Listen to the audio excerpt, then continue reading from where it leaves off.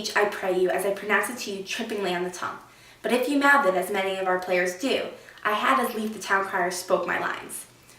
Nor do not saw the air too much with your hand, thus but use all gently, for in the very torrent, tempest, and as I may say, whirlwinds of your passion, you must acquire, beget a temperance that may give it smoothness.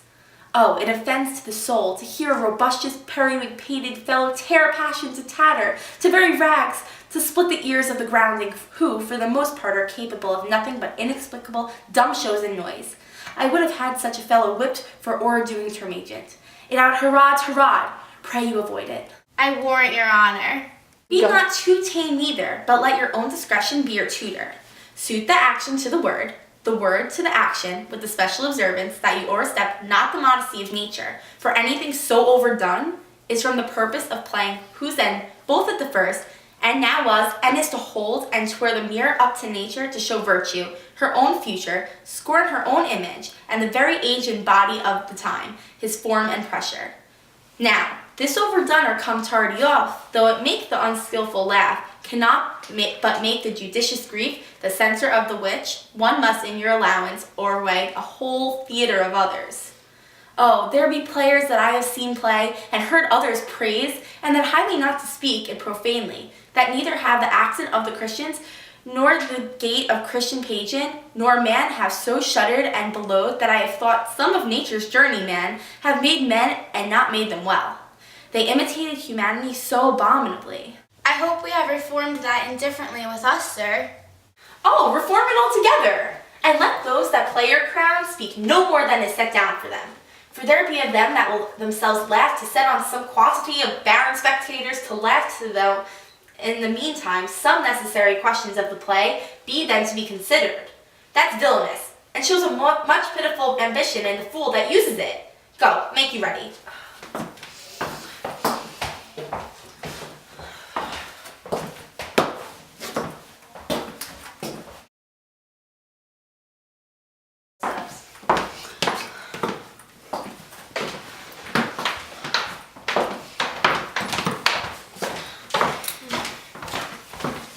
My lord, will the king come to hear this piece of work? And the queen too, and the presently. Bid the players make haste. Will you two help to hasten them? We will, my lord. What ho, Horatio?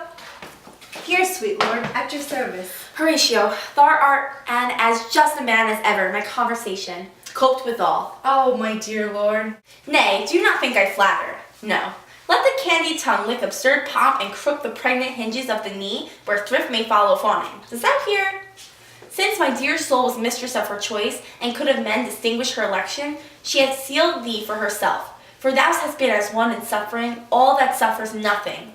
A man that fortune's buffets and rewards has ta'en with equal thanks, and blessed are those whose blood and judgment are so well commeddled that they are not a pipe for fortune's finger to sound what stop she please.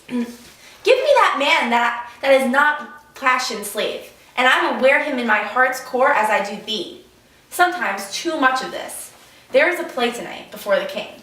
One scene of it comes near the circumstances of my father's death. When thou seest that active foot, and even with the very comment of thy soul, observe my uncle.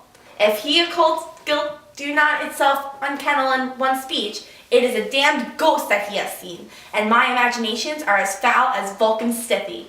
Give him a heedful note, for my eyes will rivet to his face, and after we will both our judgments join in censure of his seeming.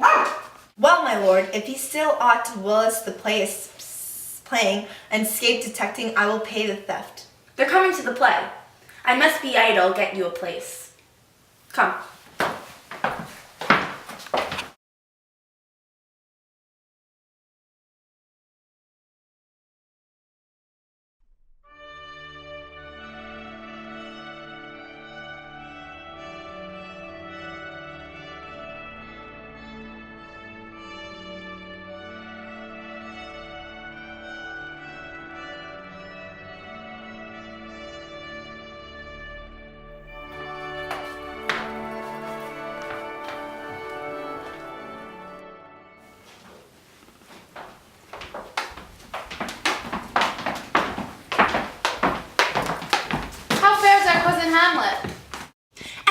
fate of the chameleon's dish. I have nothing with this answer. These words are not mine. No, nor mine now, my lord. You played once in the university, you say? That I did, my lord, and I was accounted a good actor. What did you enact? Julius Caesar. I was killed in the Capitol. Brutus killed me. It was a brute part for him to kill a capital calf there. Be the players ready? Ay, my lord, they say upon your patience. Come hither, my dear Hamlet, sit by me. No, good mother, there's a metal more attractive. Lady, shall I lie in your lap? No, my lord. But I meant my head upon your lap. Ay, my lord. Did you think I meant country matters? I think nothing. You are married, my lord. Who, I? Oh God, you're only jig maker. What should a man do but be merry? For look how cheerfully my mother looks, and my father died within 2 hours. Nay, 'tis twice 2 months. So long. Nay, then let the devil wear black for all have a suit of stables. Oh, heaven died 2 months ago and not forgotten yet? Then there's hope for a great man's memory may outlive his life half a year. But lady, he must build churches for then. Or else she'll have suffered not thinking on with the hobby horse whose epitaph is Furrow, the hobby horse is forgot.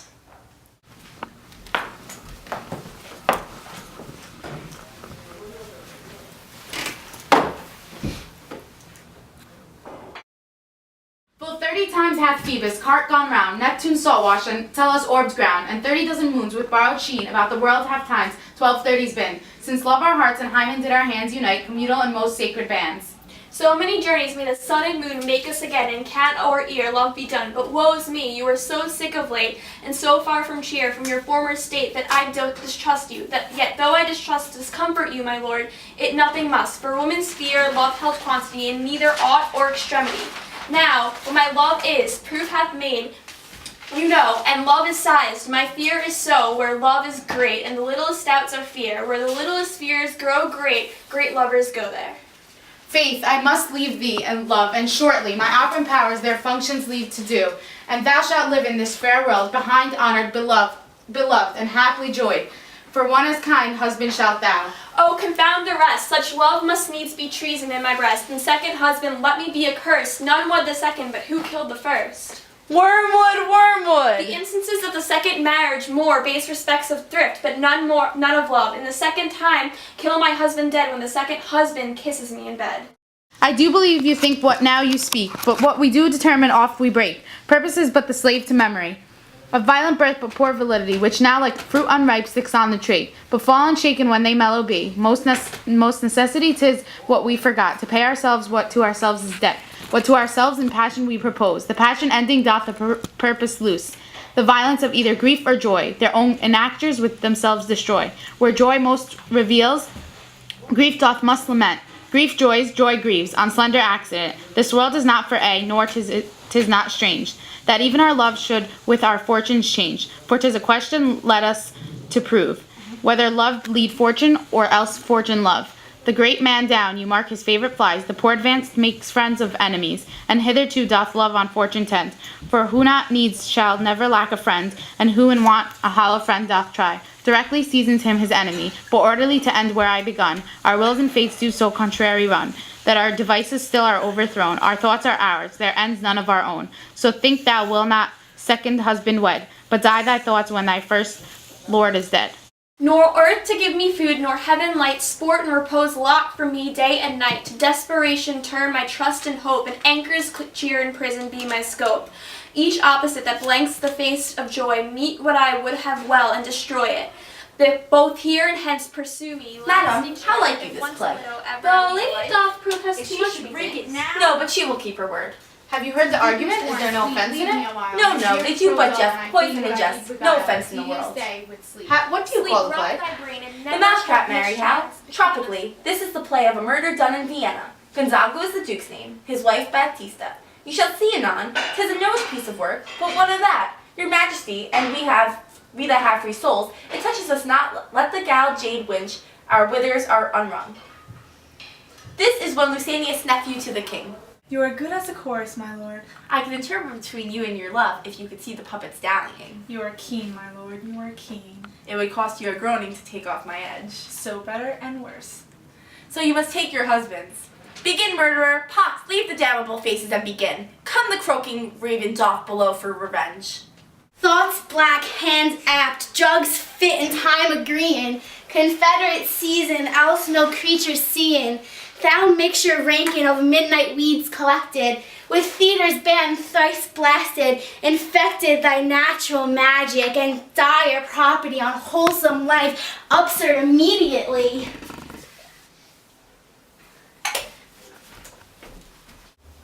He poisoned him in the garden for his estate. His name's Gonzago. The story is extant and written in very choice Italian. You shall see anon how the murderer gets the love of Gonzago's life. The king rises. Oh, frightened with false fire? How fair, my lord? Give over the plague. Give me some lights, away! Lights, lights, lights! Move back, maybe? No, like that. Yeah. That's not good at all.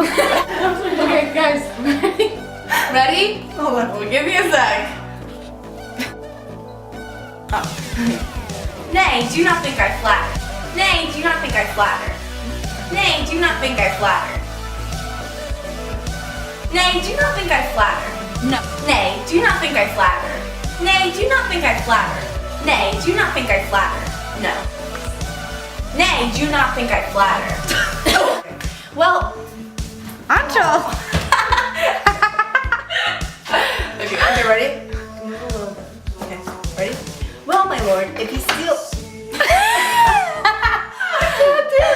You are married, my lord. Who, I? Just say A, my lord. Say it again, say it again. No, say it again, say it again. Stop it. Just say it. Okay, go. Oh, wait. Come on, Ancho, why'd you do that? Oh, you ruined it all. Okay.